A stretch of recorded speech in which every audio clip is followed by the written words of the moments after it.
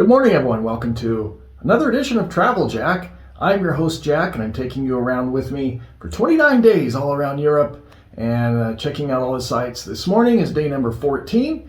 We're waking up in Florence, Italy, and had a spectacular day yesterday. Boy, it was kind of a rush schedule, though. We were on the move, and I was exhausted at the end of the day after an early dinner / late lunch. Went to bed after that. I was really tired, but last night, I love this room, but it got cold in here last night. There's a furnace. Oh, where is it? Right over here. And it was turned on all the way, but I think they must control it from somewhere else or have a central thermostat or something, and I guess they turn it off at night. Either that or it just stopped working last night for whatever reason. Thumbs down on that. Everything else is really nice in this hotel, but the heat, wow. Same thing with the shower. I took a shower this morning, and the water pressure was kind of, would be strong and then be weak, and then the temperature would fluctuate greatly. So it was hard to get the right temperature and the right water pressure, but anyway, it is what it is. But other than that, it's a great hotel. I really like it here. I already had breakfast. I didn't film it because you had to make a time slot reservation for the breakfast room, because the breakfast room is very small. I think it has 6 or 7 tables only for everybody. So you have to reserve a slot for your breakfast, and I didn't film in there because it was full of people in there. So and I already gave you a little view of it last night when we came into the hotel, so you could kind of get an idea of what the breakfast was like. But they didn't have any hot food. They only had pastries, breads, rolls, cereal, juice, and a lot of sweets too. They had cakes. They had like a lemon raspberry cake and a chocolate cake, and coffee, orange juice, that kind of thing. They had a small selection of cold cuts, cheese and meats, but no hot foods available. But that's okay. It was a good breakfast actually. I had a couple of croissants, cereal, and the lemon raspberry cake was really good with and the orange juice and coffee. So coffee is really strong. I noticed I got a latte macchiato, and it's not like Starbucks. It's very strong. It's not sweet. So you have to add the sugar in, and even after the sugar, it's very strong coffee, which I'm not a big coffee drinker myself. But anyway, it was a nice breakfast. So anyway, today's plans, we're gonna it's a more relaxed pace today than it was yesterday. I'm just gonna kind of walk around Florence and see the sights. My guidebook calls it the Renaissance Walk, the Rick Steves Best of Europe guidebook. And so it takes you around, kind of gives you an overview of the top sites over here around Florence. And we're literally like 2 blocks away from where the Dome is. Where my hotel is about 2 blocks away. You just exit the hotel, turn right, and it's a straight shot, straight to the Dome. So I call it the Dome, but the official name of it is, I forgot, Santa something. But anyway, we'll take a look around there. The same pass that got me into the Dome yesterday gets me into, there's a lot more than that to see. There's a museum, there's a crypt, I think. We're going to check that out a little bit later. And there's a bell tower. It gets me into that. Another big stair climb up the bell tower. There's no elevator. 400 and something steps. I think it's 417 or something. Almost as high as the Dome, but not quite. The Dome's a little bit higher, but it's going to be another leg workout when we get in there.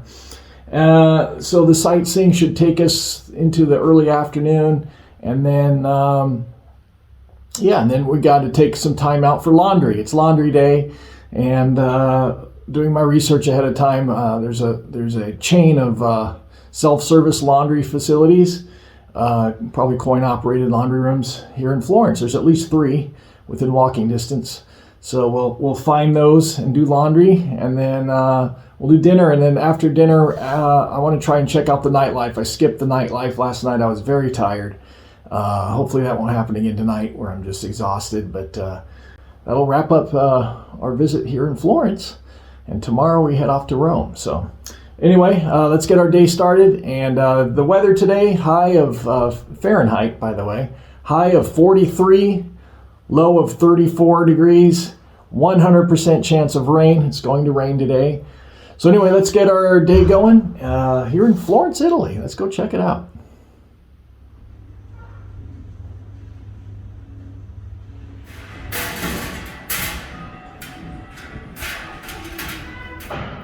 All right, so the first thing we're going to do this morning is what's called in my Rick Steves guidebook, it's called the Renaissance Walk.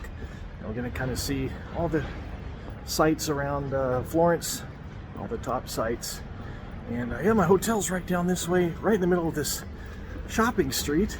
There's all kinds of shops, restaurants, bars, kind of a happening part of town. It's cool. And normally these are walking only streets, but in the morning all the vans and delivery trucks come through here too. So you kind of have to watch where you're going. But wait till you see this reveal of the dome right around the corner here. And then we'll start our walking tour right here in Florence, Italy. Let's check it out.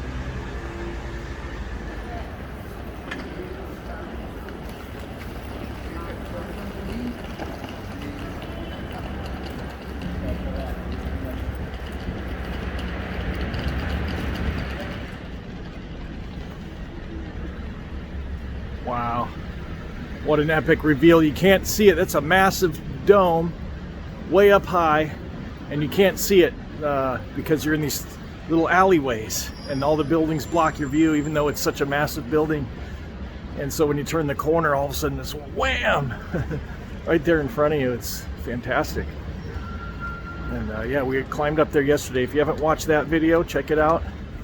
Lots of spiral staircases, and then it's pretty fascinating. Go up on the edge of the dome on this little walkway, it goes around, and then the inside of the dome, these really steep old stone staircases and these stone corridors that are centuries old.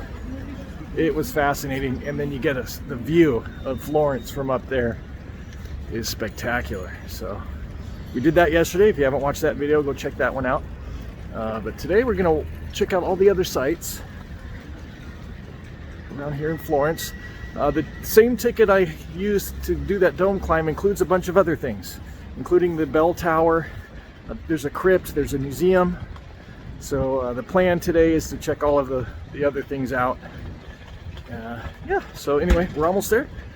Let's get started with our tour. It's called the Renaissance Tour, the Renaissance Walk, right here in Florence. Enjoy. Okay, before we get started, I want to show you guys this. This is a public water fountain, and you'll see this throughout places in Italy. But you bring along a water bottle.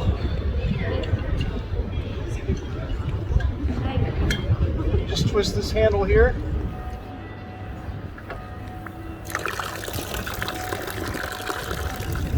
Theoretically, right there we go.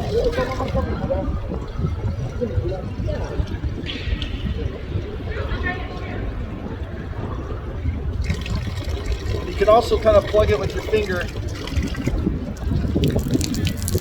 and drink that way. Woo.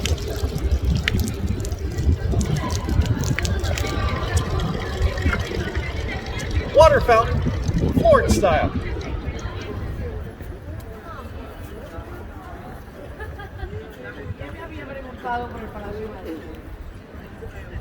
Alguien me había preguntado el Palacio el edificio más antiguo que existe en Florencia, entero y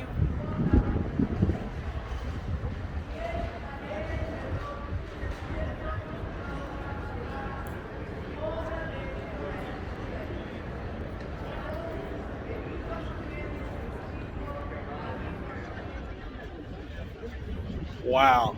So this is the Duomo. It's the massive cathedral with the giant dome on top. It's so massive, you can't even see the dome from the front of it. You have to walk around the side of the building to see the dome. But it's massive, and it's quite the history here. This dome started construction in the year 1296. Was under construction for centuries and centuries, was not completed all the way until 1870.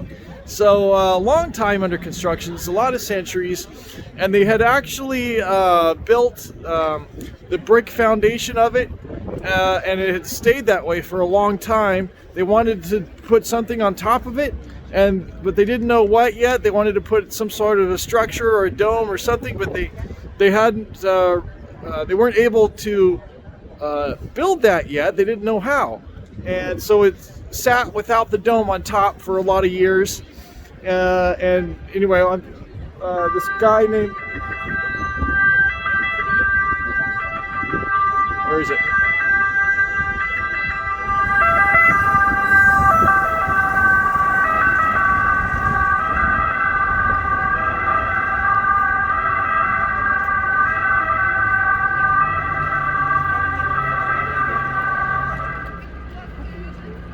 That's cool. For all my life, you know, you see news and TV and movies with those European sirens, those iconic European sirens, and to be able to see and hear it in person is exciting.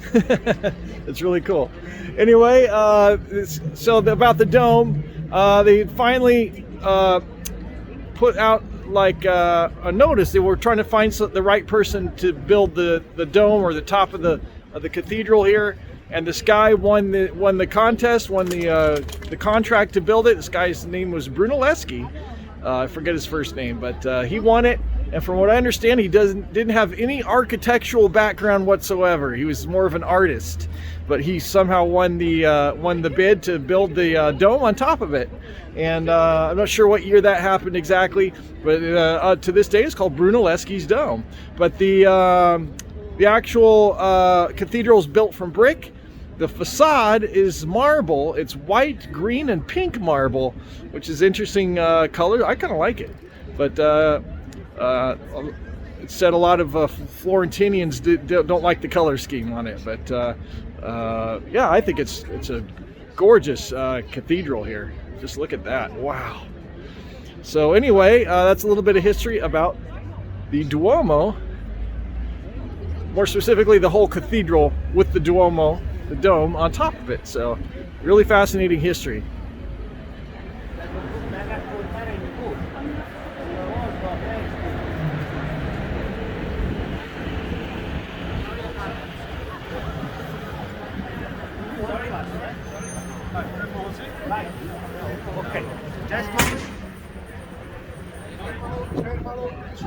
Okay, this is a rare treat. Apparently they're doing a photo shoot here, and normally that gate is up, but they lowered the gate to do the photo shoot. And a rare view of these doors without the gate up. Wow. This is, by the way, the Baptistery, right across from the Duomo.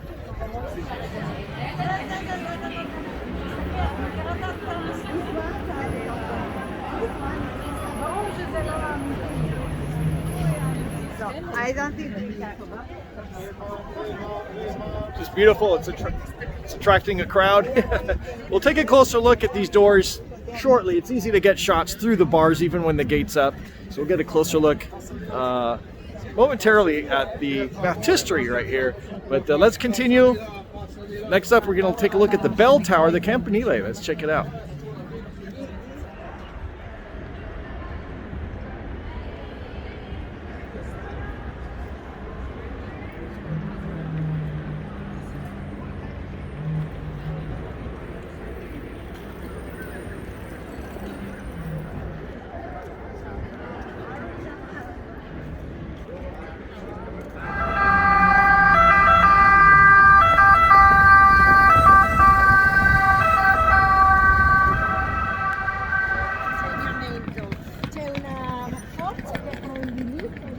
That's spectacular. This is the Campanile, the bell tower, and this was built by a guy named Giotto. Is that, I don't know if I'm saying that right, Giotto.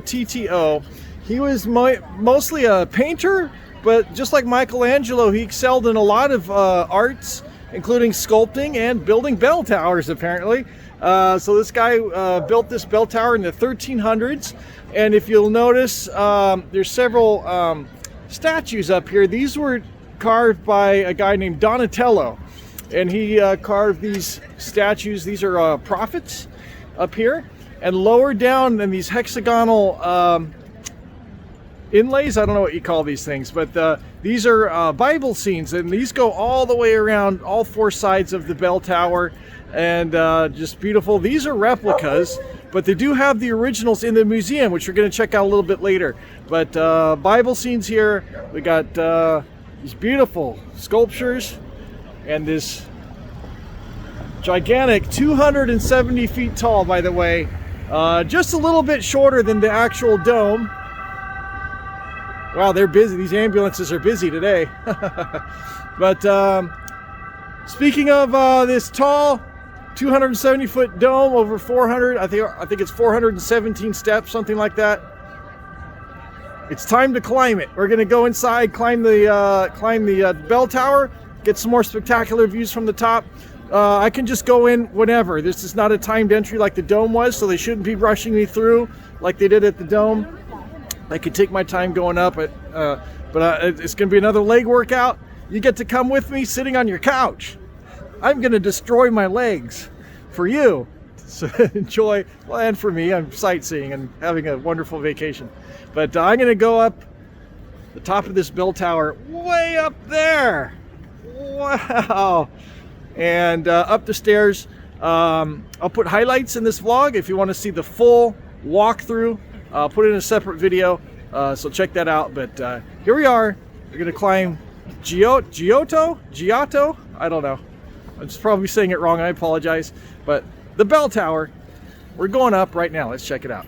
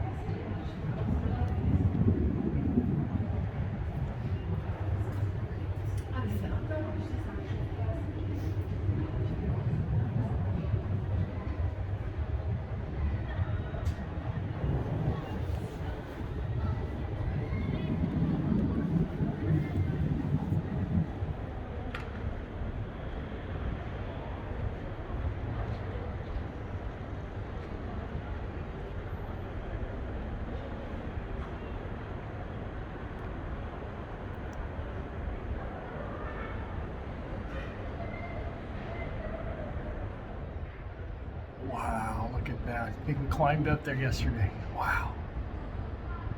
Still have a little ways to go. I'm thinking about back in the day when they built this thing, they got all these little, wire fences to protect people from falling and stuff. But back in the day, these probably weren't here. It was just open. Can you imagine? Wow.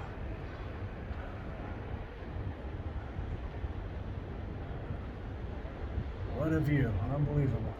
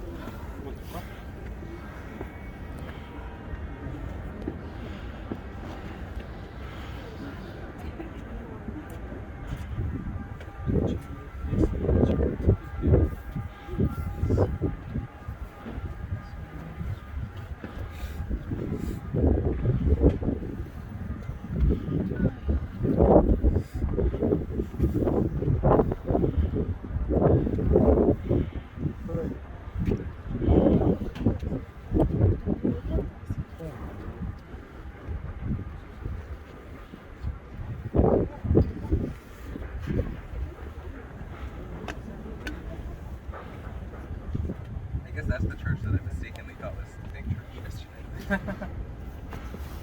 Oh, I look so small compared to They're decorated the same way. The front. Yeah.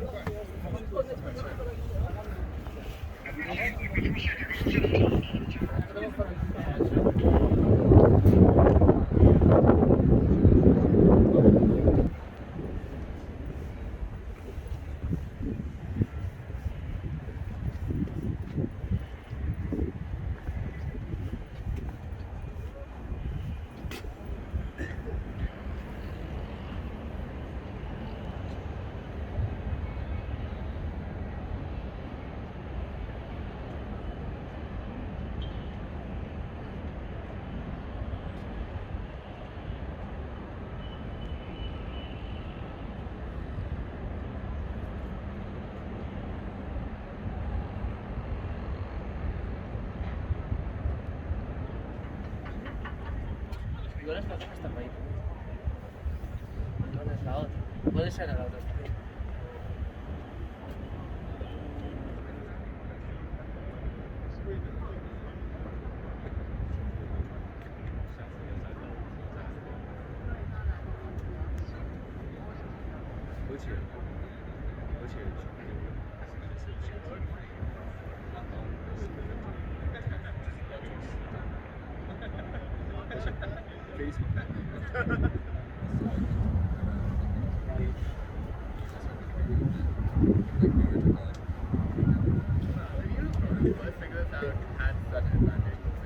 Okay, here we are. We made it to the top, and very narrow stairways. And I'm glad I came in the off season for this, because can you imagine the summer crowds trying to squeeze through there with all the people in the heat too? Oh, forget it. So I'm glad we're in the winter time. Slow season right now, and it's still crowded up here. Narrow, especially in the stairwells. But from what I understand from the signs, not all of the bells ring today, but some of the smaller ones do. I think the next one's due to ring at 11:30, but it's earlier than that. Well, let me see what time it is. But if I'm still up here when it rings, I'll catch it. But I think we'll be down probably when that happens. But what a view! It's kind of a shame they have this enclosed cage. It's hard to get a good selfie. It'd be nicer if they just had high walls or something like that, or I don't want to say glass partitions, because then you get reflections too, but it's for everyone's safety, I guess. But anyway, you know, people come up here and want to base jump and stuff, you know. You can't hit, and look how densely populated. That would not be a good idea to base jump off of here. But are you a base jumper? Let me know in the comments. Are we high enough to base jump? I don't know. But anyway, I don't encourage that, of course, in city areas, but spectacular. We made it up here, and it's much easier to come up when you're not being rushed, like we were at the dome over there. But you can see the top, you can see the people right there. We were up there yesterday, and really neat structure here. You go up the little stairwells, little spiral stairwells, and there's different levels. You can stop and read signs and take a rest in between on your way up, so it's a lot easier than rushing up that dome like we did yesterday. But beautiful views. Wow, what an experience. So anyway, we're gonna head back down in a few minutes, and then carry on with our tour, our Renaissance walk through Florence, Italy. Enjoy the view.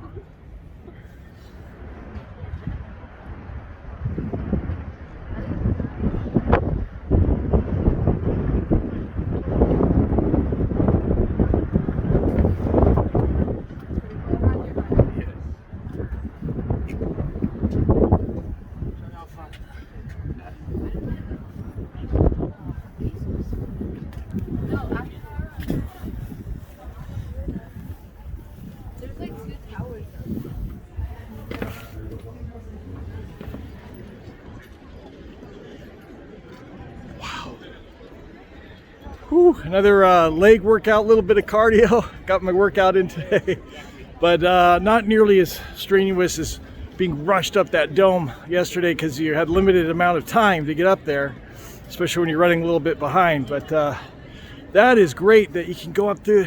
How many centuries have people been going up and down those same stairs? Unbelievable that you can still go in there since the 1300s. Well, when was it completed? It wasn't completed in the 1300s, but wow, just centuries and centuries that this has been standing here. Unbelievable. Wow. Anyway, that was spectacular. Spectacular views up there. Just as good as the dome. The only difference is you have an enclosed fence at the top, and that makes it hard. I can put my camera up and get great views, but when you want a selfie or something, you're surrounded by a cage, and that's kind of a bummer. But still spectacular. Well worth. I would get that combo pass. It's called the Brunelleschi pass, and you get access to everything. Right in here is the Crypt. We're going to do that in a little while. Yeah, fantastic. Wow. I love it. All right, let's continue with our tour. The Renaissance Walk right here in Florence, Italy.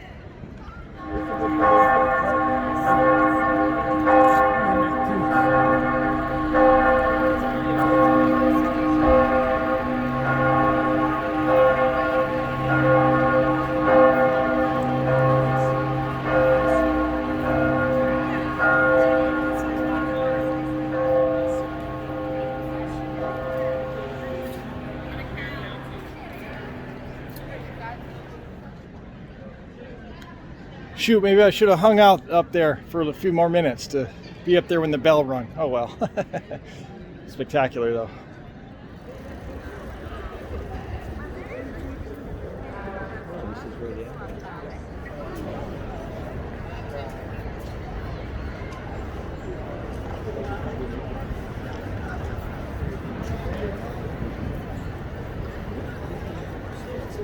This dome was completed in 1436, and what we're seeing is really cool, and they call this a lantern up top.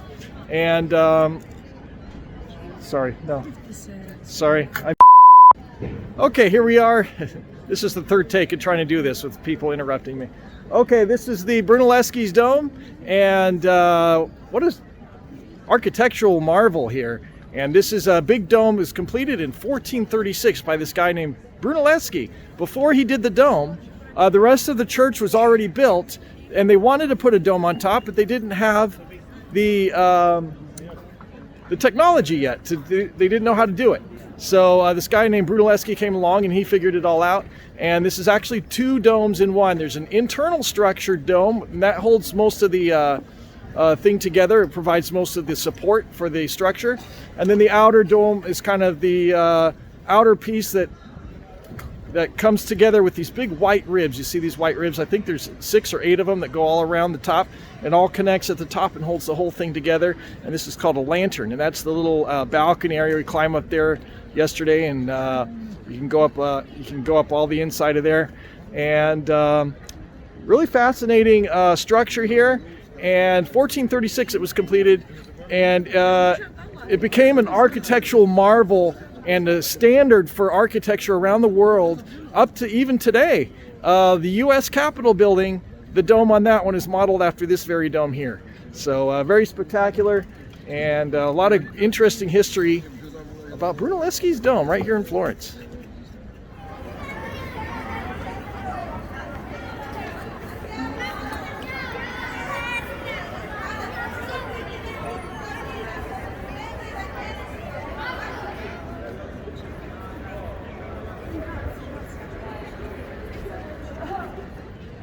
Okay, we're looking at the Baptistery here, and this building is right next to the big cathedral, and big set of bronze doors here. This is the north-facing doors, and they hired a guy named Lorenzo Ghiberti to design these doors, and he put all these beautiful panels in, and he beat out Brunelleschi to make these doors. Brunelleschi applied to do the doors too, and but Ghiberti was selected to do the doors here.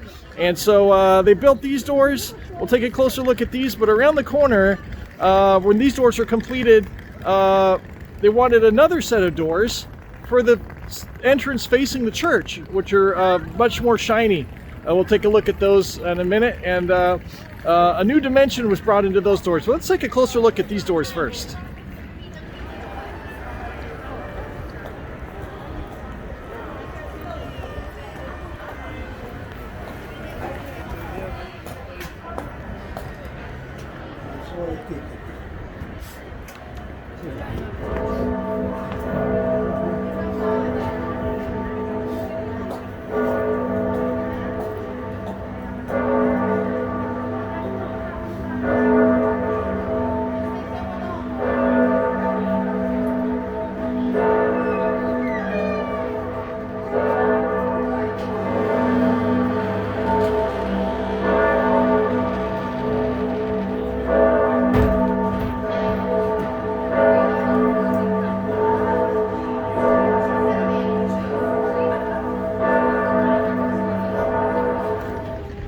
By the way, it's starting to rain at a pretty good clip, so we got the hood up. But fascinating. The panels show scenes from the Old Testament.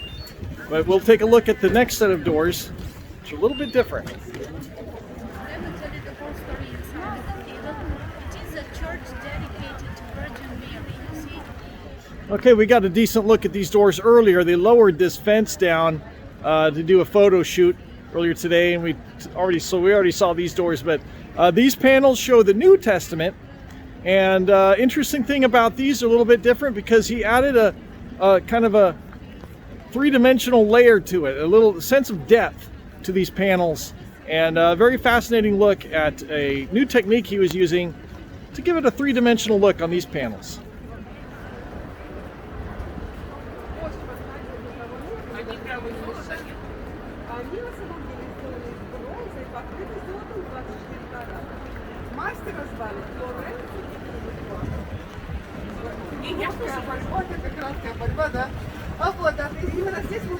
And Ghiberti spent 27 years working on these, and they were completed in 1452. And that's him right there. He put himself on the door.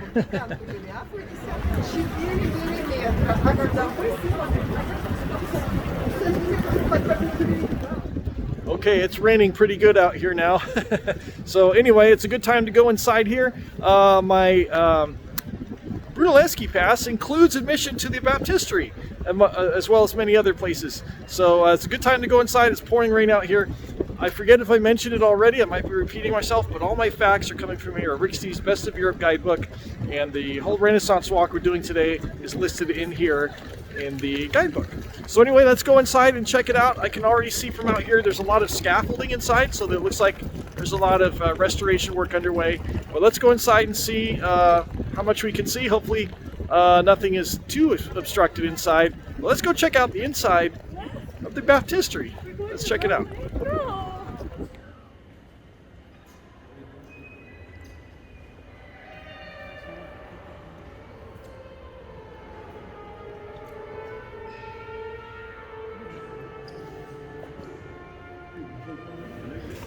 Okay, we're inside the Baptistery, and a lot of restoration work going on here, as you can see from the scaffolding here.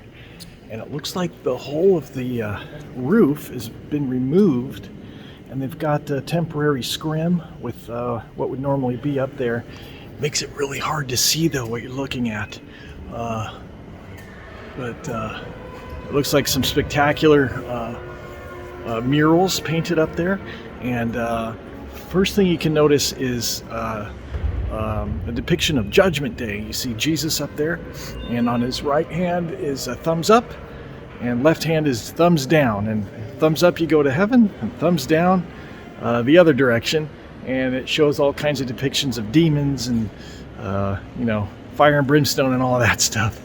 And but other panels all around here show all kinds of other biblical scenes, like the Adam and Eve, the Great Flood with Noah, and Noah and the Ark, and the life of Jesus and Noah and St. John, and all kinds of biblical scenes here. And it's hard for me to see it, though, because they've got a scrim with lights kind of shining on it from below, but there's also lights above it, and you just kind of see right through it, so it's really hard to see the scenes. But I'll give you a couple of shots, and if you can tell what any of the scenes are, I can't with the way it's lit right now. But here it is, the Baptistery.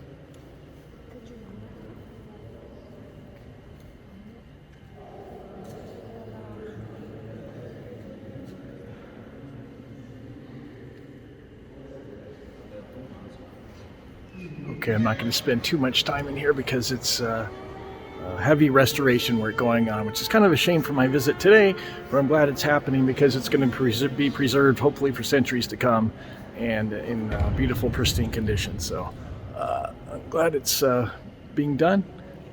I can't really see anything in the meantime. But anyway, let's head back out to the next site and see what's going on out in the main street of Florence. It heads right down here.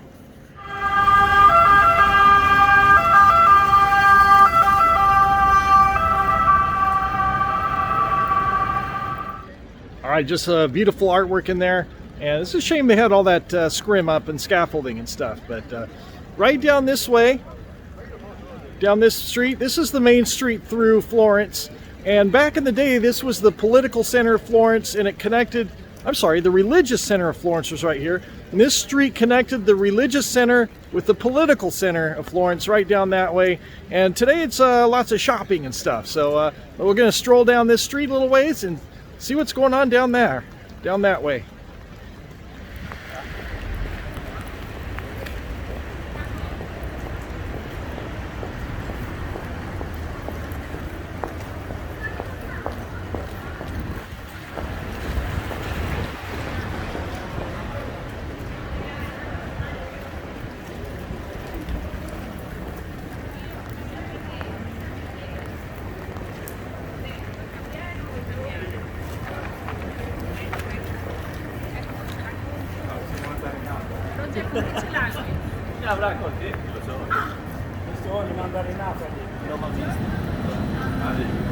How much? Arrivo just Grazie. You are there or set? No. Okay. Look at that. Perfect day for gelato. Look at it. So we got, I asked what's most popular. She said the Snickers one, but I am the caramel one too. So she said, get both. I put half and half. So that's what I did. Wow. 15 euro for this. A little bit expensive, but it's okay.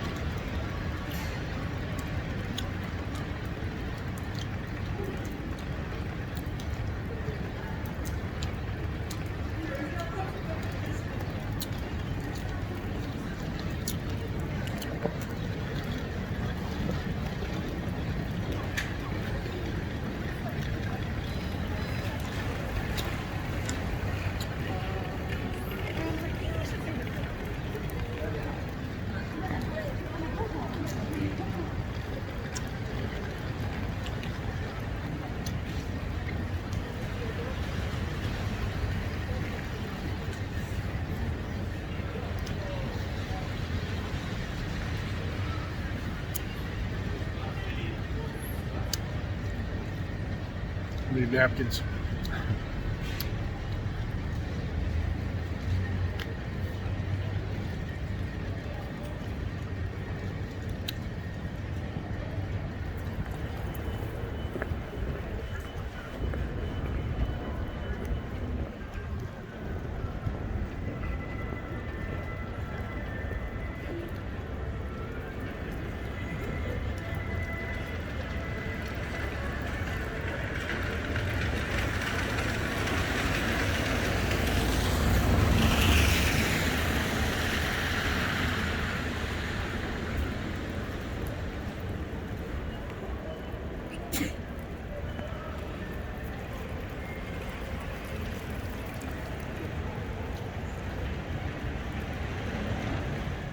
All right, this is a big archway. It symbolizes the unification of Italy in 1870. Now, I'm not an expert on Italian history, but I would imagine before 1870, similar to Germany, it was probably had a bunch of independent little territories all around, maybe city-states or own tiny little countries, and it all came together in 1870 into one country, Italy, and that's what this archway represents.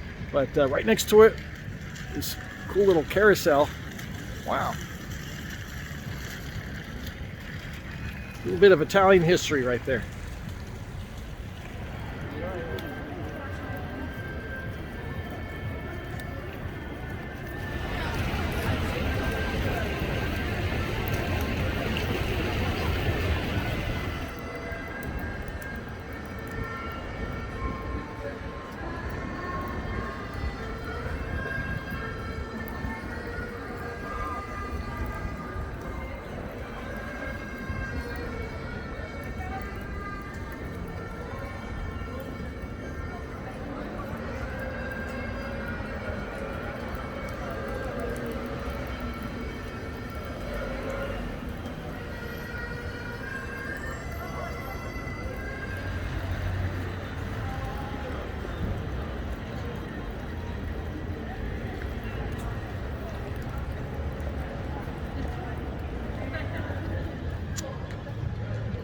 Okay, this church here is called Orsanmichele, and if you walk around the exterior of it, you see all these statues. Some of them were carved, different sculptors, but one of the sculptors was Donatello, and one specifically we'll take note of on the other side of the building. Let's take a look at these spectacular sculptures. Orsanmichele Church.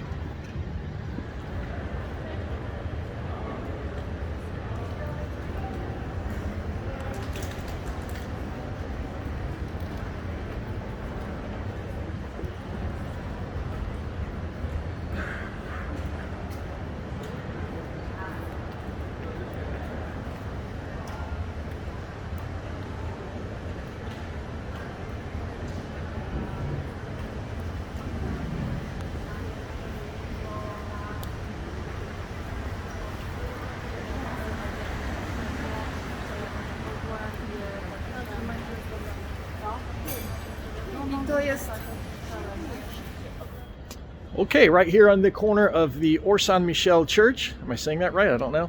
But this is a sculpture done in about 1413 by a sculptor named Donatello. And we saw some of his other sculptures over there on the bell tower. But this one's called St. Mark. And you can tell he's kind of leaning on his right leg and twisting slightly to the left and holding the scripture in his large left hand, holding the scripture. And it looks a little familiar. Did you watch my last vlog when we went to the Accademia Gallery? Well, 80 years after this was carved, a very young Michelangelo stood right here, gazed at this statue in awe, and was influenced. A young Michelangelo was influenced by this very statue and went on to carve Michelangelo's David, and who's also leaning on one leg. He's got his weight on one leg, he's twisting slightly, and a large hand. So I'm sure he was directly influenced by Donatello. And this statue right here, St. Mark. So what a fantastic piece of history from the 1400s. Right here, wow. Anyway, let's continue our tour around Florence. Learning some history here, it's pretty interesting.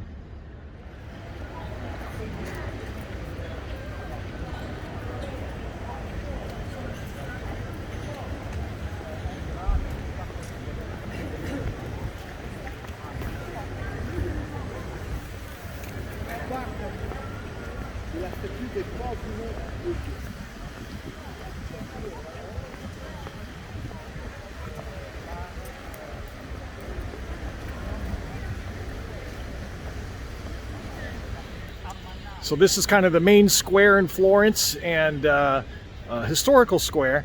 And this is the Palazzo Vecchio. I have no idea what it is, but that's what this building is called.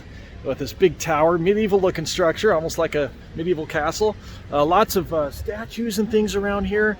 And this was kind of the center of Florence where everything kind of happened. They would have executions here, riots, celebrations. This is kind of the whole gathering place for old Florence, was right here in this square.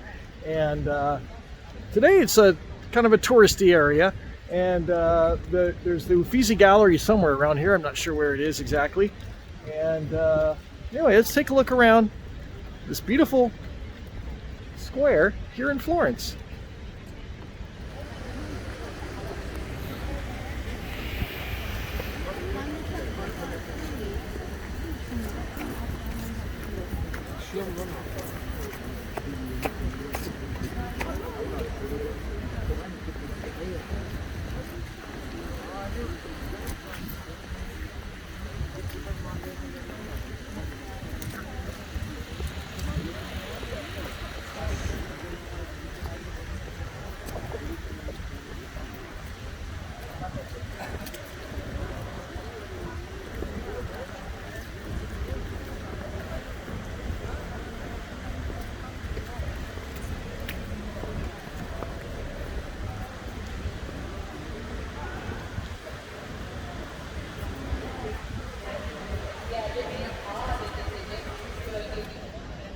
We saw this in the Accademia yesterday, and that was the one in the Accademia was a model to carve the original. Is this the original? I'm not sure, but we've seen this.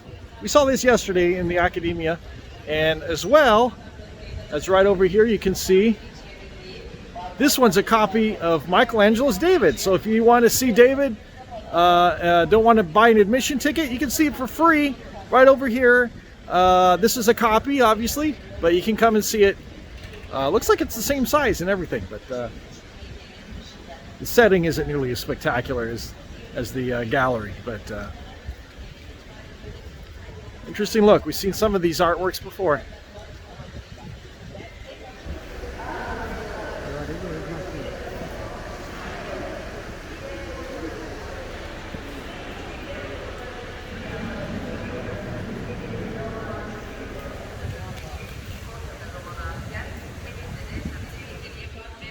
A lot of mythology in this area. I think this is the Uffizi Gallery right behind me, part of the exhibit here. This is a free section outside, but a lot of mythology on these statues, and I believe that's Medusa's head.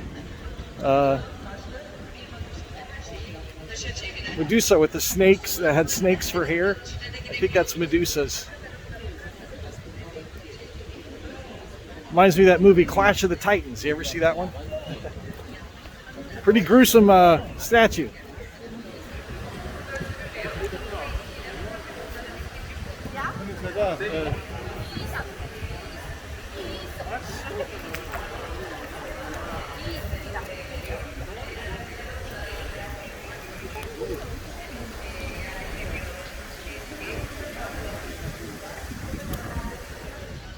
So here, this is a replica of Michelangelo's David, but you can see the similarities from the statue we saw earlier of St. Mark from Donatello.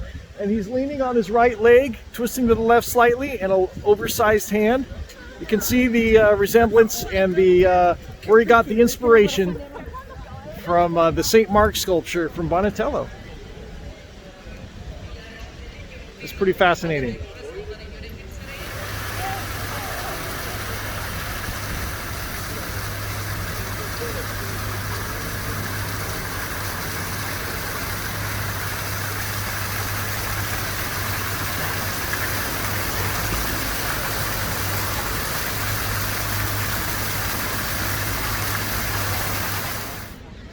Okay, I learned a few things about this building right behind me. Back in the day, there was the rulers of this area was called the Medici family during the Renaissance, and this was sort of their town hall, but a lot of people weren't happy with them, and there'd be a lot of riots in this square right here. And notice how the windows were up real high, and they did that because during the riots, they'd throw stones at the building, and they'd try to prevent the windows from being broken, so they put them up way high, so they'd have a hard time hitting the windows. Also, the Michelangelo's David, that's a replica here, but the original one stood right here. And they moved it into the gallery to protect it from the elements and things like that. But at one point during one of the riots, I think in the 1500s, a bench was thrown out of one of these windows and landed on Michelangelo's David and broke off its left arm. So that's an interesting fact there. But this is now a replica in its place, but the real one we saw yesterday in the Accademia, but it used to stand right here. So that's pretty fascinating. Also, I learned that these statues here are the originals. We saw this one, the twisting one with the three bodies. It's called the Rape of the Sabine Women. And this is indeed the original. This is the actual sculpture. The one we saw in the gallery was a model to prepare to make the real sculpture, which was this one. So the one in the gallery was a study model. Also, this the beheading statue, that's called Perseus, and he is indeed he had beheaded Medusa with the snakes on her head. And if you ever seen Clash of the Titans, that movie, you'll see what I'm talking about there. Also, the fountain here is Neptune, right over here. That's pretty cool. Hello. Hello. And so anyway, some fascinating things about here. There's more history right over here behind me. There's a plaque on the ground, more about the Medici family.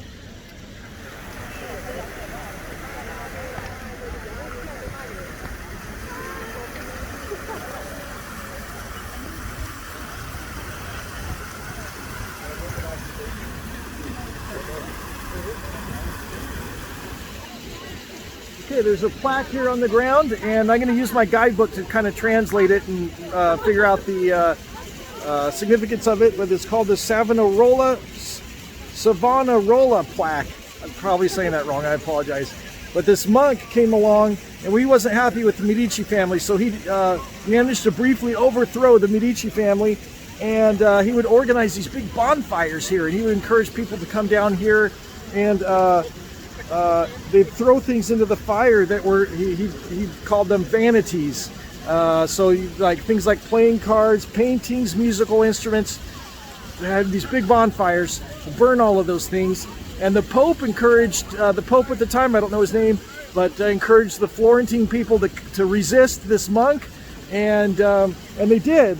So they fought back, they arrested him, and they tied him up, and they tried to persuade him to see their side of things about the Renaissance, and he resisted. He didn't want anything to do with it. So for 2 days they tortured him. They tortured him for 2 days, and he just resisted. And so finally they burned him on the same spot where he'd have his bonfires. They burned him right here on this spot where this plaque is. So the translation on it says, here Girolamo Savonarola and his Dominican brothers were hanged and burned in 1498. And so after that happened, the Medici family regained power, and everything was back to normal here in Florence during the Renaissance. So fascinating piece of history right here. Somebody was burned. My, how times have changed, huh?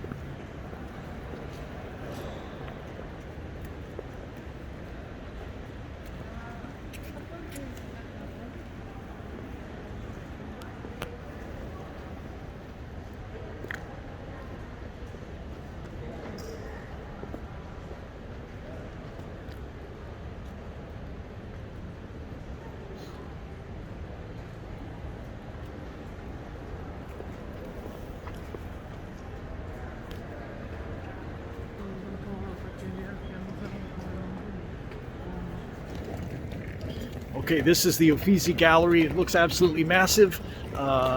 Huge museum to check out. One of the great museums here in Florence. Unfortunately, I don't have time to visit it today on my trip this time, but one of the top sites here in Florence. But on both sides, they've got all these statues here, and all of the greats of the time. Michelangelo, we saw Giotto, is that how you say it? The guy who started construction on the bell tower that we climbed earlier today. We saw Donatello, the sculptor, and Michelangelo's in here somewhere, but statues of all the greats of the day. Scientists, cartographers, sculptors, painters, you name it. They're all kind of surrounding the courtyard here at the Uffizi Gallery. There's lots to see here, even if you're not going inside. Walk down to the Uffizi Gallery and check out all the statues. You can see the Michelangelo's David for free, and all all those other, the fountain and everything. It's a really cool area to check out. And yeah, right here at the Uffizi Gallery in Florence.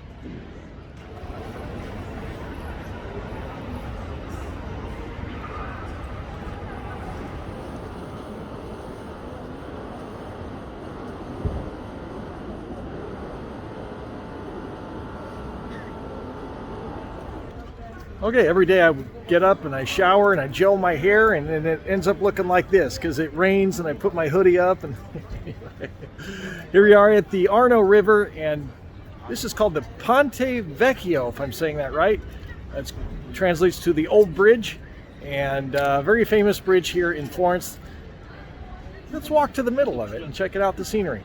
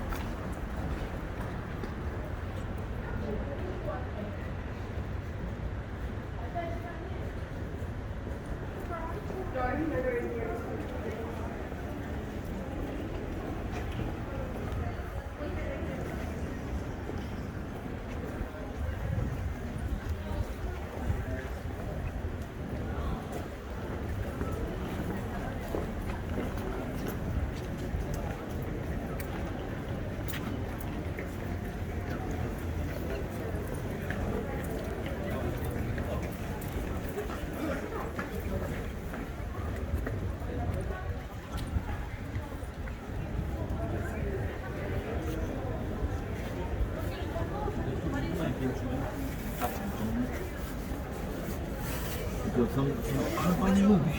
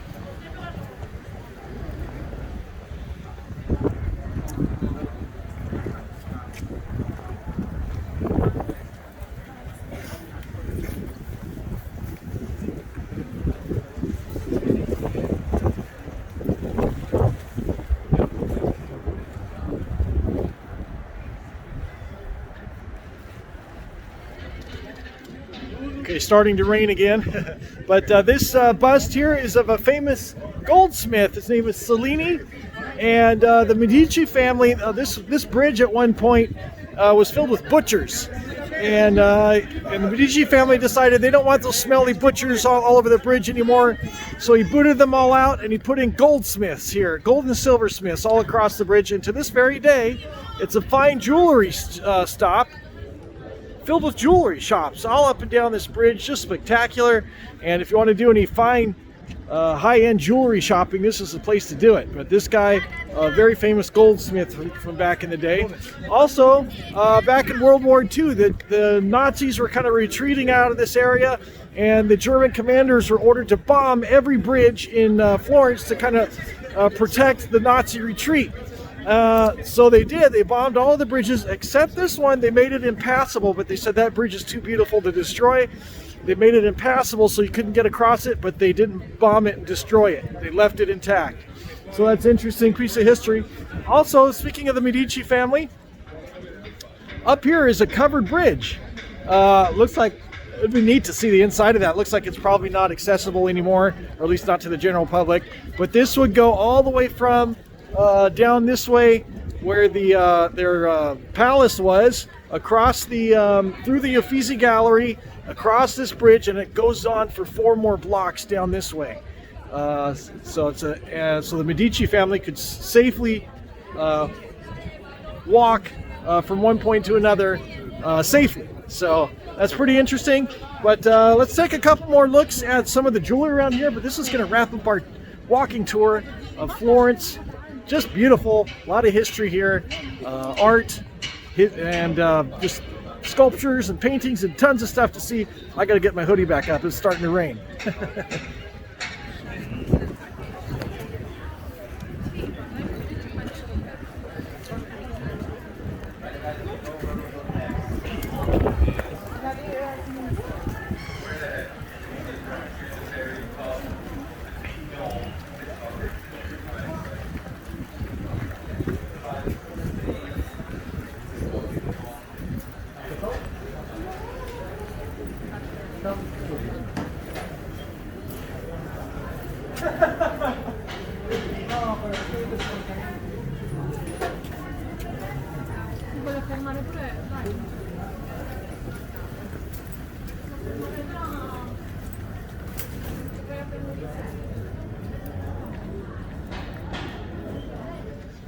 Okay, while I'm standing here in front of the Rolex store, do you know how to tell a real Rolex from a fake one? I'm not telling a joke, this is a real thing. Okay, so if you look at, let's say you go up and someone on the street's trying to sell you a Rolex, easy for me to say. Look at the second hand. If it's ticking, it's a fake. A real Rolex, the second hand will go smoothly all the way around. A fake one will tick, tick, tick, tick, tick. That's how you tell a real Rolex from a fake one. If it's ticking, it's a fake. True story, it's real. Anyway, that's going to wrap up our walking tour of Florence. Just beautiful. And if you enjoy that, let me know in the comments. But a couple more sites to see. I'm going to walk back towards the Dome, and we'll see what's coming up next, right here on Travel Jack.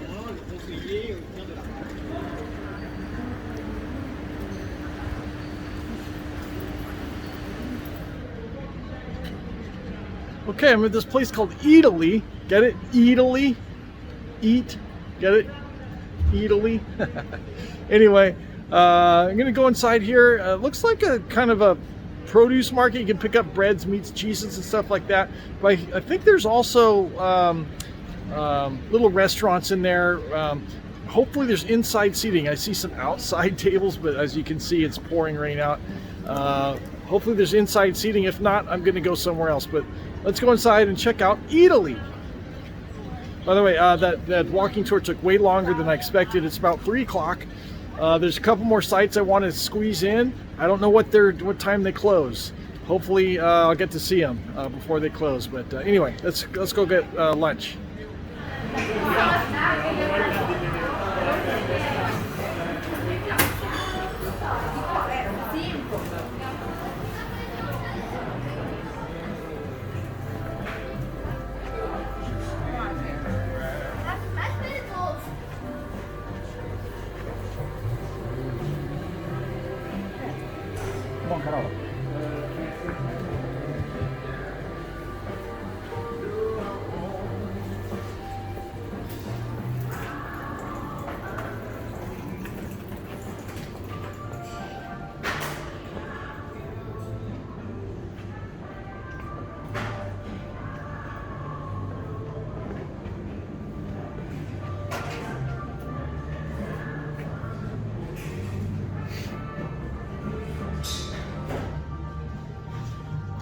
Pretty interesting. So it looks like a combination grocery store / restaurant. They've got little countertop places you can get paninis and sandwiches, and there's looks like a proper pizza restaurant in here, which is just what I'm looking for. I don't know their hours. Oh, they're closed between 3 and 7. So but it looks like there's little countertop places you can pick up sandwiches and things, and little tables where you can eat at. So let's see what we can grab for lunch.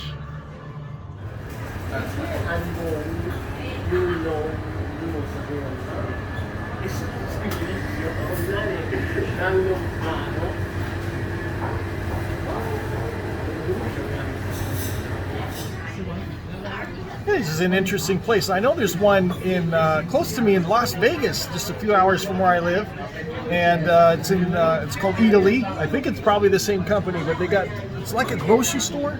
But then you can come over here and order a sandwich either to go or for here, and then they have a coffee bar on the other side and sodas and other things to drink over here, and you get what you want, and you can pick up groceries if you want, and you pay over there. And so anyway, I got this panini. It's called. I wanted the pizza, but I had pizza last night. And panini sounds like something I haven't had yet. Something Italian, more traditional, and something called a Mola-Cola. She said it's similar to Coca-Cola, but it's an Italian style. And she gave me a glass with a lemon in it. So this should be interesting. Another new soda I've never had. Italian Coke, basically. Mola-Cola. That's a lot of fun. Not as fun as Schwip Schwap. Schwip Schwap.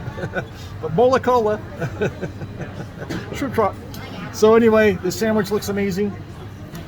Let's enjoy a panini in Florence, Italy. Well, it's got ham, artichoke, oil, and cheese. Looks amazing.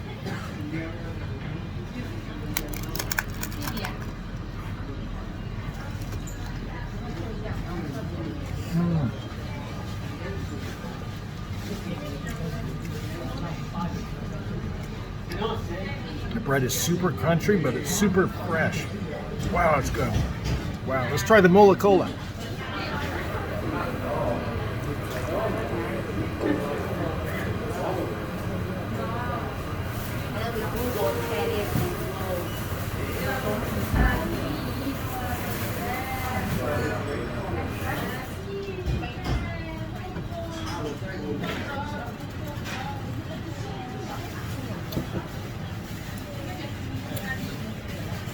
It's interesting. It's a little more mild than Coke. It doesn't have that bite to it. It's very tasty, carbonated, but it's very smooth. The lemon is an interesting twist to it too. I wouldn't normally put lemon in soda, but it's very good. All right, I'm going to finish the sandwich, and then hopefully those other sites will still be open when I'm done with lunch. I don't know what time they close, but here we go.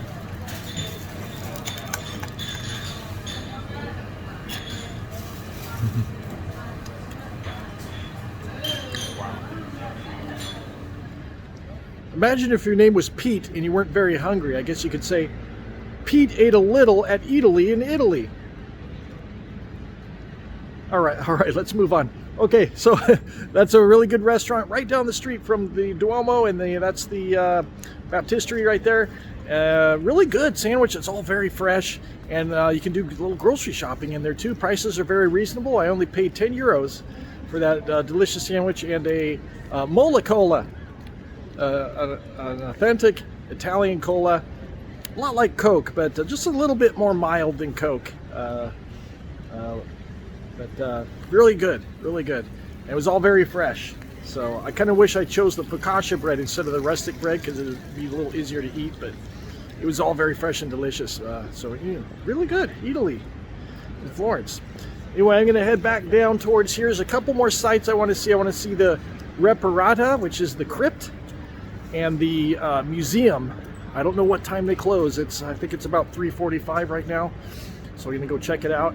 And I think the Crypt is a quick visit, a 20-minute visit is all I scheduled for it. And then the museum, we'll see what time everything closes, but let's go check it out. Florence, Italy. Okay, here's the hours today. So this crypt here, last entry at 4:30, so we got here just in time, but the museum's open until 7:30. So looks like we'll be able to see everything. Okay, the Santa Reparata, if I'm saying that right. I think that's the crypt. I don't know what to expect inside. Let's go in and check it out. Do I hear an air raid siren?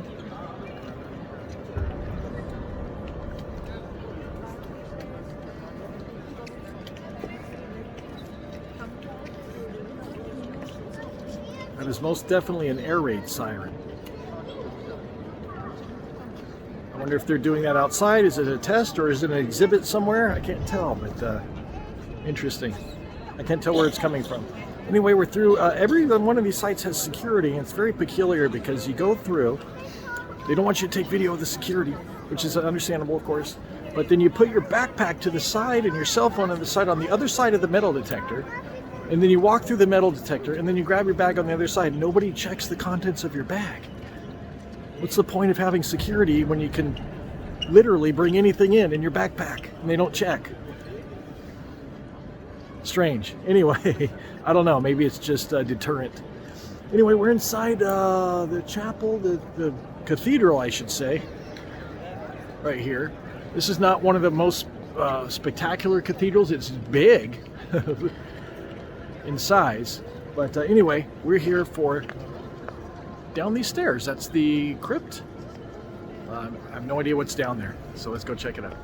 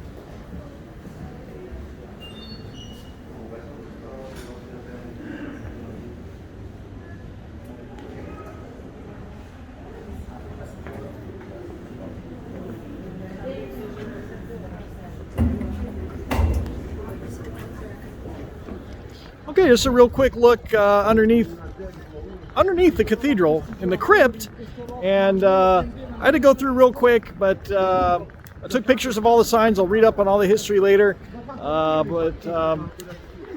Before it was modern day Italy, way back in the time, this was all part of the Roman Empire. So from what I understand from the quick glance at the signs inside is that some of those tombs and some of the underground areas there were built during the Roman Empire way back times of Christ, or maybe a little bit later than that, but really old, and probably the crypts were discovered later during excavations and stuff. Of course, that area was also used throughout the centuries, changed and altered and built upon, and the signs were kind of showing different maps and different things of how they were, but a lot of tombstones in there throughout all the centuries. Anyway, like I said again, I didn't have time to read up on all the history of it, but I did see one of the signs says that they believe that 2 popes may have been buried down there centuries ago. So pretty interesting history there. Interesting look down there of all the stuff. A lot of these museums surprise me because all of these ancient centuries old artifacts are just right there. You can touch it. They say don't touch or anything, but they're right there. For people to touch and ruin, quite frankly. So I imagine it takes a whole lot of work and for preservation and to preserve these artifacts and keep them from being damaged and things like that. But a lot of it should be behind glass or something. It's pretty interesting. It's just right there in front of you.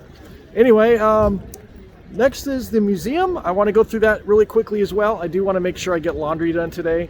I think the laundry's open pretty late according to the guidebook, but who knows, right? So I want to make sure that gets done. But let's find out where that museum is. We'll walk through there really quickly. And they just have, from what I understand, the original copies of like these things on the, these are replicas put on the bell tower and some of the sculptures and things. The originals are in the museum, so we're gonna go find that, walk through there real quick, and then I gotta get laundry done today. So let's find out where the entrance to the museum is.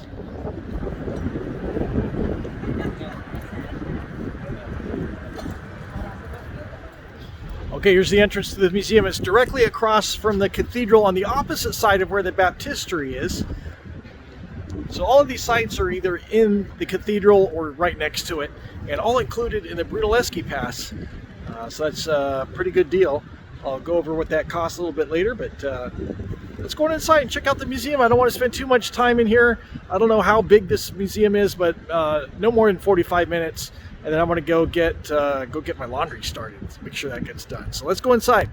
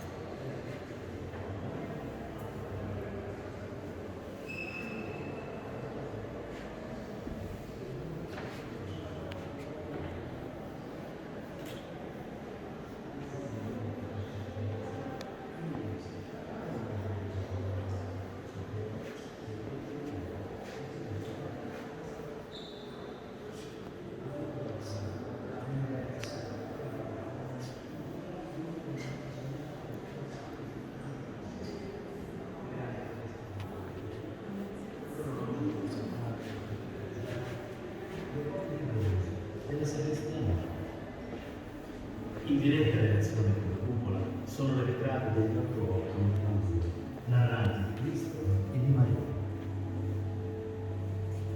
Brunelleschi non aveva realizzato il rivestimento marmoreo del tamburo, che ancora 20 anni dopo la sua morte mostrava la sottostante struttura di pietra forte, come si vede nel dipinto.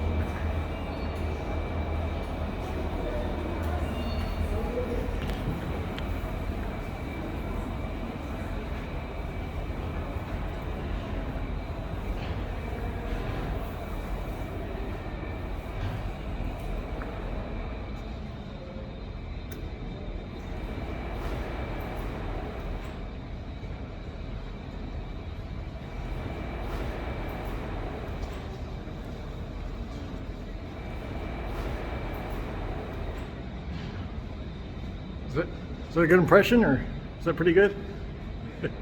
I like this piece of art right here.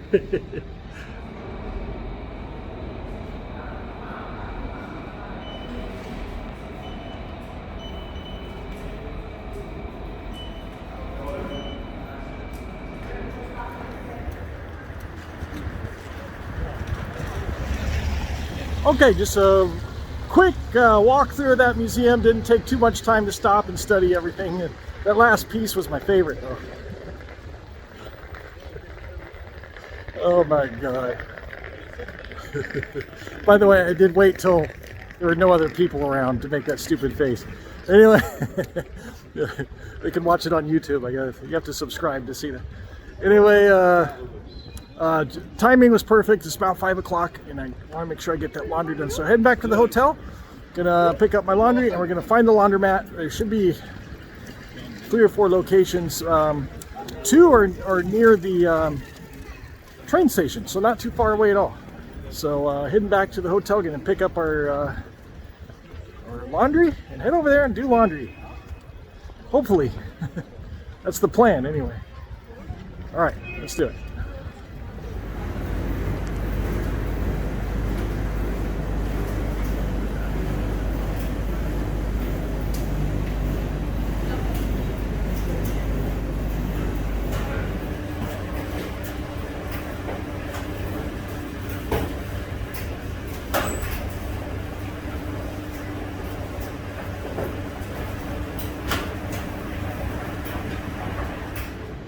Okay, got the laundry room to myself just for a minute.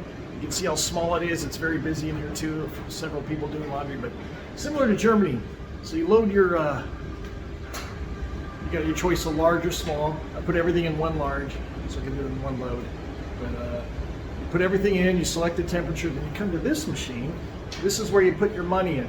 You select which machine you're using with these numbers. I accidentally pushed the wrong one. I pushed 7. 7 happens to be the dryer I'm going to use. So I reserve that dryer and the timer doesn't start until you go over to the machine and push start. So lucky mistake. So I didn't lose any money on that one.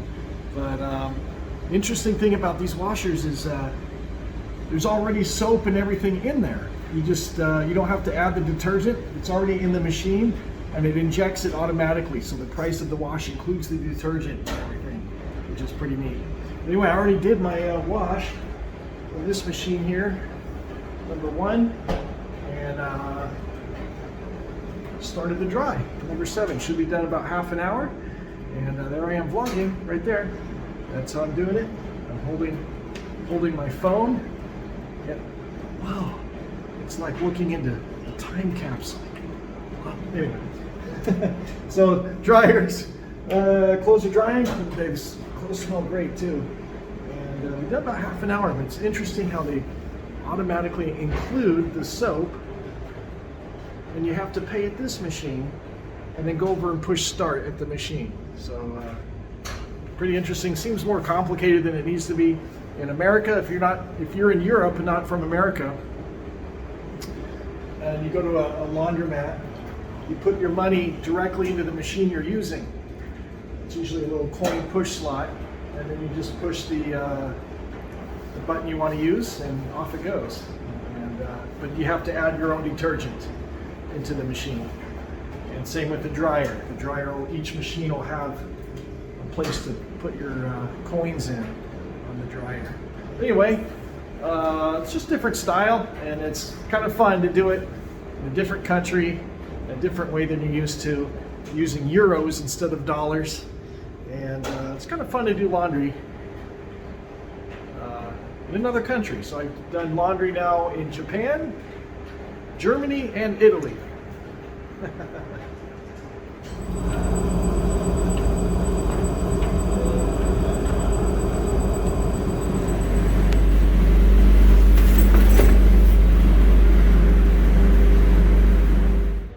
Okay, laundry's done. Got to drop this back off at the hotel, and then we'll go out for some dinner. And there we go. And the nice thing about everything here in Florence, it's all within 2 or 3 blocks walking distance from the hotel. This is a fantastic city for walking. And see anything you need to do. The train station's right there. All the museums are right there. Restaurants. Even the laundromat. All within 2 or 3 blocks. Fantastic. What a great city. All right, just gonna head to the hotel, drop off the bag, and then it's gonna be dinner time.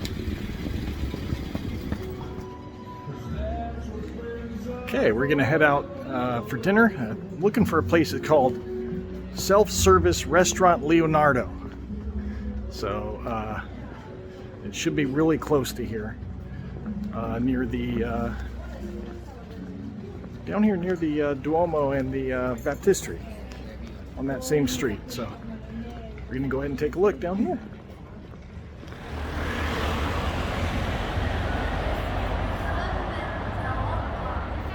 Okay, here it is, and it's the upstairs here in these windows. I don't see too many people in there, but I think they're supposed to be open. Let's see.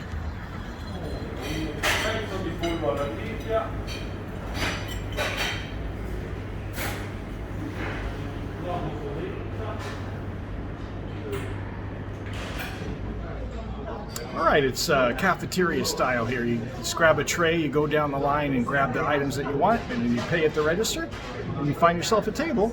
And I got a lot of food here. Wait till you see everything I got. But you sit by one of these windows. The view isn't great, but a nice table, nice window table upstairs. So anyway, this is a big beer. Yeah, but it's Italian beer. He said it's his favorite. And the guy was really cool. He gave me great recommendations on what he liked and what he didn't like, which is what I really like. I hate it when you ask the waiter or ask a restaurant worker what's good, and they say, well, it depends on what you like. Like, no, tell me what's popular, what do most people like, you know, come on. Don't give me the runaround, just be honest. But anyway, wow, what a feast. I don't know if I can eat all of this, but let's... let me show you what I got. Besides this giant beer I got, how many ounces is this? I have no idea. I don't think it says on there, but it's an Italian beer. I'll show it to you. Look at this spread I got.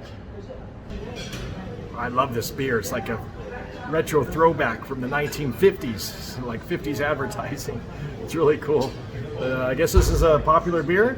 And in Italy here, but look at the spread I got. I got green beans, I got bruschetta, chicken with mushrooms, and this dessert they had a tiramisu, but they've got that everywhere. And I had tiramisu already, and I had tiramisu gelato. So I wanted to try something else, and this looks really good. It looks like it's, I don't know what it is, some sort of white cream something or other cake with whipped cream on it. So anyway. Let's give this a try. Oh, by the way, to open the beer, I don't have a beer bottle opener, so I started going towards the back over there, and they were pointing me at the table, and right on the ends of the tables. Check this out.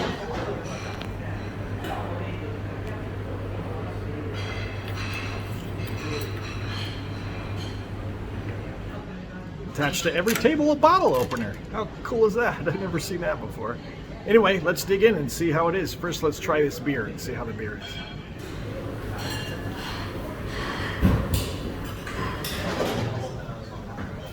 All right, I hope I like it. I usually go for like a whiter wheat beer. But we'll see how this is.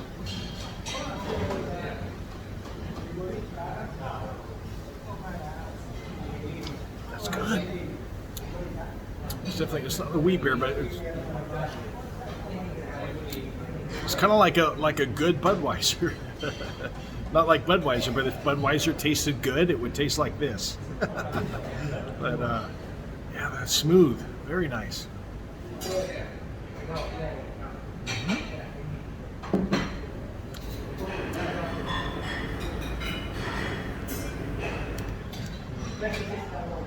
Look at that. By the way, I haven't had bruschetta yet here in Italy, so this is my first one.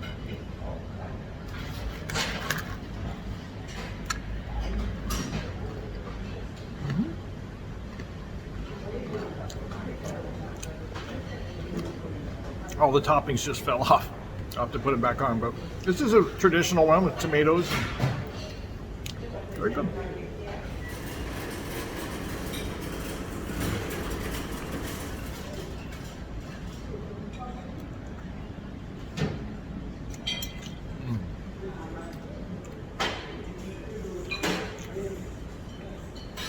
Cold.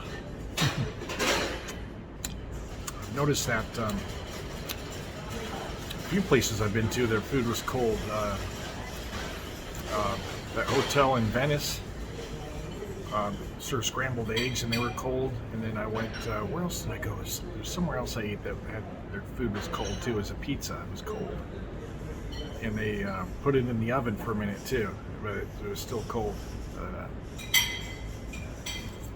I'll eat it anyway. Hopefully the chicken's not cold.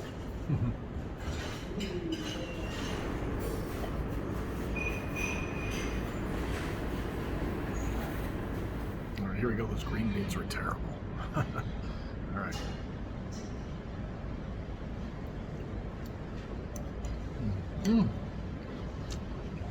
That's very good. I love it. It's warm. It's not hot, but very flavorful, and I love mushrooms. So, thumbs up on the chicken.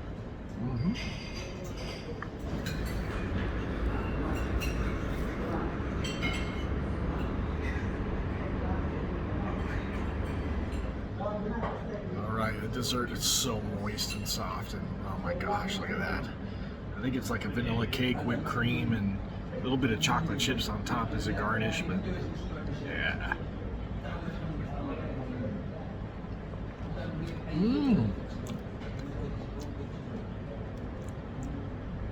Wow, that's good. There's something in there that's crunchy. I'm not sure what it is. Ladyfingers? I don't know. Wow, that is amazing. That is really good.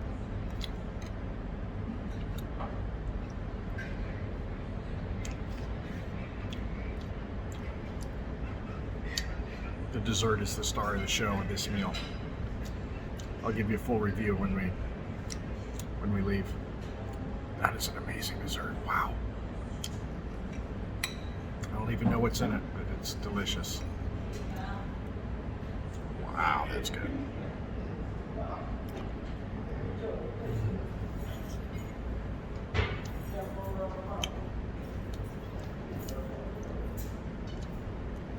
All right, I'm gonna finish up this dessert. Then we're gonna head out. We'll let you know what's going on next. By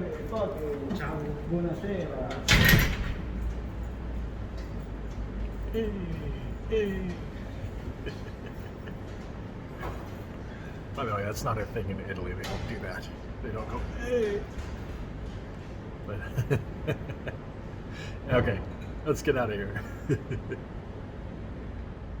All right, Leonardo's Self Service Restaurant. Overall, I would say the meal was boy, hit and miss on that one. The beer was great. I really liked the beer. The green beans were ice cold and terrible. Oh, those were awful. The chicken was lukewarm at best, but it was very flavorful. And the bruschetta was as expected, but the dessert was excellent. So it's kind of all over the map on that one. 17 euros for all of that, but it sounds pricey, but for cafeteria food, but it was a lot of food. I got a lot of stuff, and I'm surprised I even ate it all. But yeah, so anyway, I don't know that I'd go back there again, just because those green beans were just really going to stand out as they were really bad. I'm not the type to complain much, but so I didn't send it back or ask them to heat it up. I guess I could have done that, but I just ate it. Anyway, maybe they're supposed to be cold. Who knows? So anyway, what's going on next? I wanted to do the nightlife here in Florence. Last night I was just too exhausted. Tonight I'm up for it, but my train tomorrow morning leaves the station at 6 a.m. to Rome, and it's almost 10 o'clock. So by the time I get to bed, it's going to be after 10, and I have to get some sleep. It's going to be a short night of sleep already. So unfortunately, no nightlife. It's the same street we walked down between the Dome and the river, and there's wine bars and stuff you can stop in, and but for me it's the chance to meet the locals and stuff like that. That's what I kind of look forward to. But yeah, it's gonna have to be for another trip. But I'll give you my full review of Florence when we get back to the hotel room. And yeah, anyway, as far as the meals go, what really stands out in my mind is that Central Market for dinner last night. That was not just the food, it was all very fresh and very tasty, but the atmosphere there, that's a happening place, and it's open till midnight. Wow. Every night. Wow, that was a really cool place. But by the way, speaking of cool places, look at that. Wow. So anyway, wow, we climbed that bell tower today. Wasn't that something? So anyway, let's get back to the hotel room and I'll wrap it all up with a bow on it.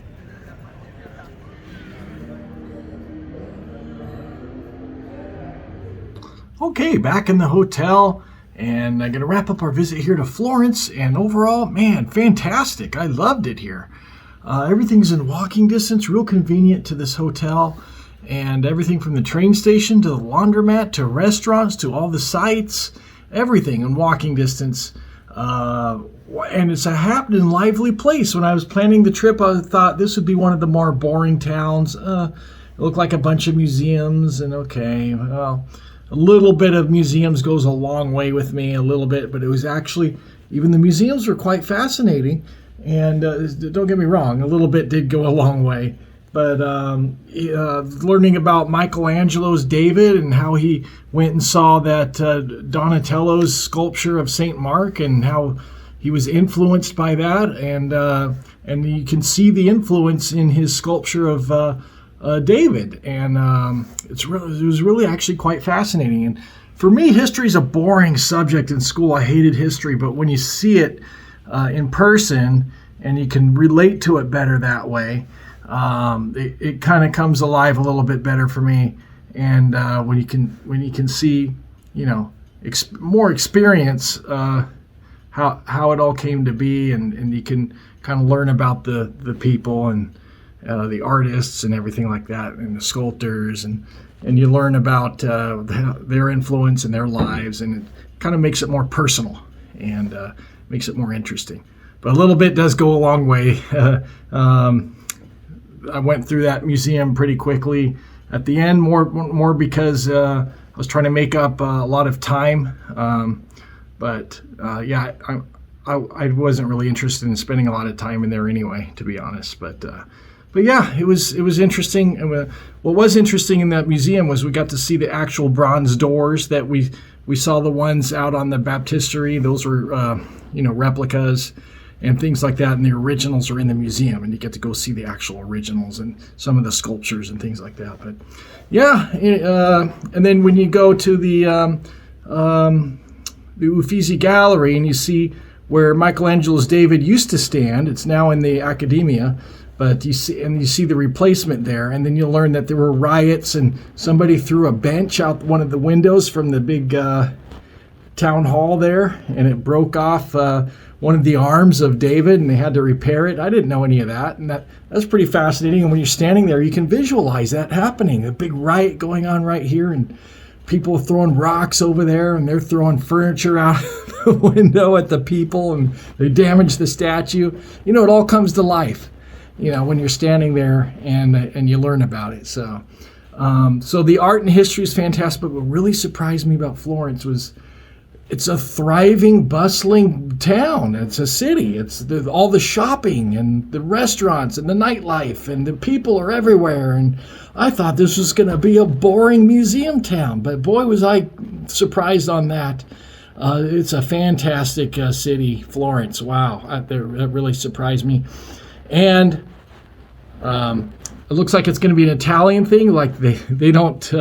There's no personal space here. They just come right up on you.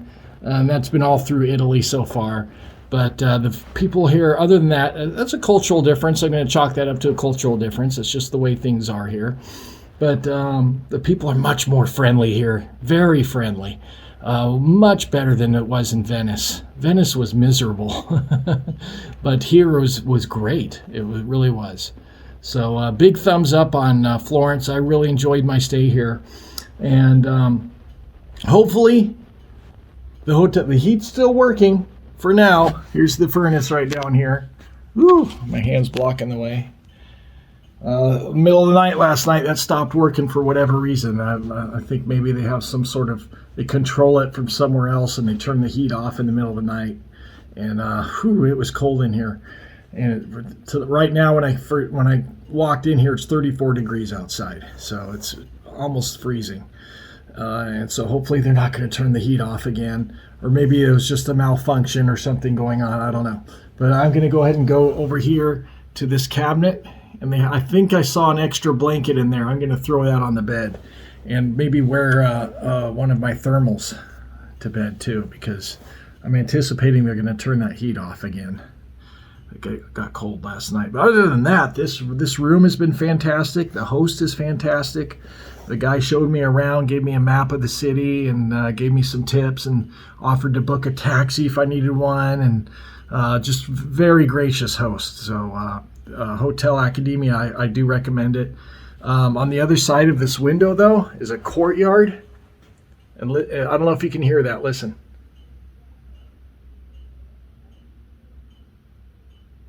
Hear that ticking sound? So this is a courtyard, and then there's more floors above and more rooms, and I guess there's an air conditioner unit out there. When it's windy, I guess it turns the fan, and it makes that sound all night long. It's like, I don't mind it too much, but it is a little bit annoying. But anyway, it's a minor quibble. Overall, it's a fantastic room. Just the heat and the water pressure when I showered earlier was a little bit off. But anyway, yeah, fantastic. I really enjoyed my stay here. And that's the thing about traveling. You're going to run into little things like that. You know, it's not a big deal. But yeah, but thumbs up on Florence. All right, so that's it. Tomorrow our train leaves at 6 a.m. We're heading to Rome. And bucket list item for me, the Colosseum. We're going to see the Colosseum and the Roman Forum tomorrow. Also, filming location, if you're a Bruce Lee fan, Return of the Dragon, I think, is the movie, the one with Chuck Norris. A lot of scenes there were filmed in Rome. So, exciting stuff. I don't know if they might have a Bruce Lee statue somewhere in Rome. I'm not sure. But the Colosseum has always been a bucket list item for me, and then we get to see it tomorrow. I'm really excited about that. So, all right, so that's going to wrap it up. We got an early day, and that's why I came back early, because our train leaves very early in the morning. So it's going to be a short night of sleep. And so let's head to bed, and we'll see you in the next video. One more thing to say. Get out there and explore your world. We'll see you in the next video.